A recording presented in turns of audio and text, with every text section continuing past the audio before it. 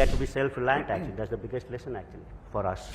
So we can't be dependent on supplies of our weapon systems, etc.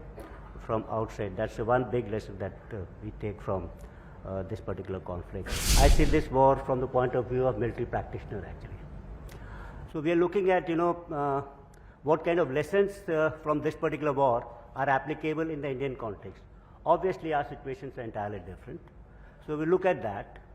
While we even look at that, we also like to see, we also understand that, there are no universally acceptable kind of lessons from this particular war. So, and in this particular war, you find a lot of, it's a different kind of a war. Earlier, we all assumed that future wars are going to be short, swift, and fast. But this is a very longish kind of a war which we are seeing. And it has created many, many kind of contradictions actually. Say earlier when we thought that, we thought about dispersion and demassification was one.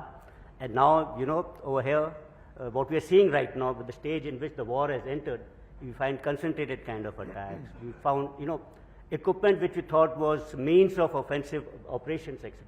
That whole paradigm is getting changed. So there are a number of lessons actually which we could take from this particular war. But then as far as we are concerned, we got to see that how these lessons actually are applicable for the Indian armed forces and what lessons we should take from this.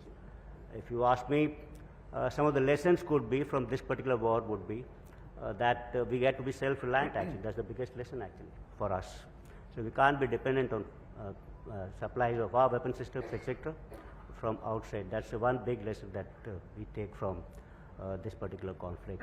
Self-reliance or Atmanirbharta goal, that gives us a capacity actually to produce those what is required in large numbers. And for technology, of course, we still will dependent on friends and allies like Jim Mattis was talking about. You think we're on track for self-reliance? Yes, means we just taken some baby steps actually for past 2-3 years. Large number of initiatives have been taken by the government.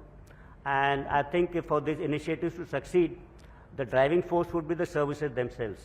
So they've got to get their things right. And if they force the thing, then certainly we'll be able to achieve whatever the government.